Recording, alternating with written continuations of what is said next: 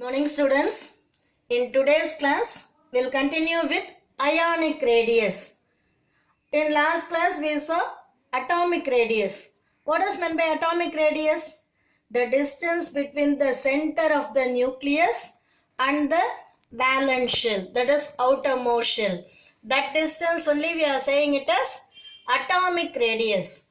For this ionic radius, actually ionic radius is defined as the distance between the center of the ion, that is when we are taking sodium ion.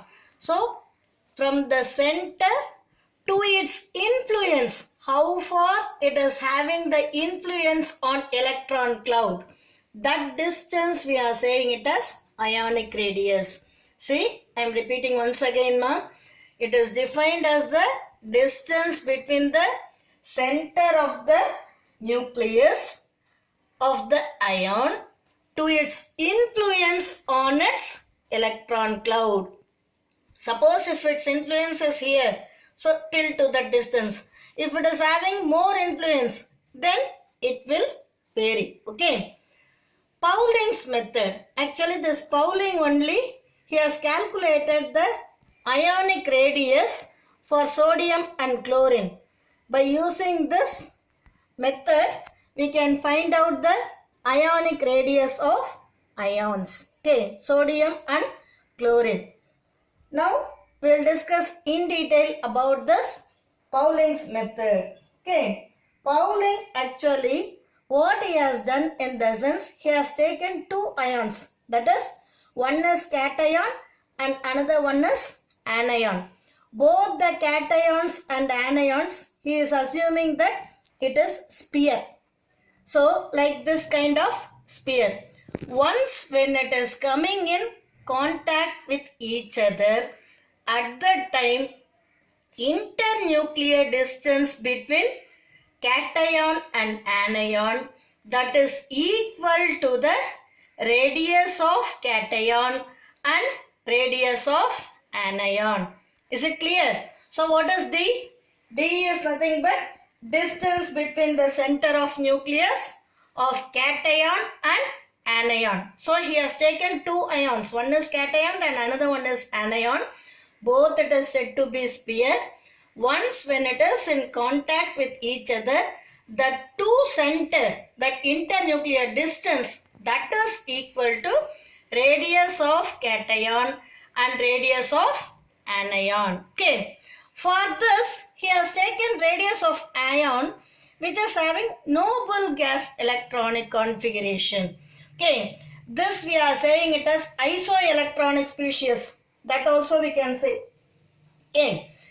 Here they are taking sodium and chlorine. What is the electronic configuration for sodium? Actually, atomic number is 11. So we can write it as 2, 8, 1.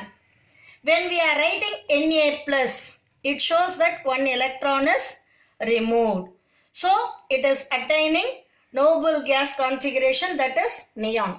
Okay. Same manner for chlorine, atomic number is 17. So 2, 8, 7. Once if it is gaining one electron, it attains organ configuration. So now both the ions, it acquires noble gas electronic configuration. Okay. Again, what he is doing in the sense, this radius of cation, it is inversely proportional to the effective nuclear charge of cation. Similarly, radius of anion also, it is inversely proportional to the effective nuclear charge of anion. So, this internuclear distance, he has taken it as first equation. This radius of cation, it is second, and radius of anion, it is third. See in your textbook, it is given like this, dividing 1 by 3. It is not 1 by 3, dividing second equation by third equation. Radius of cation by radius of anion is equal to, here what will happen?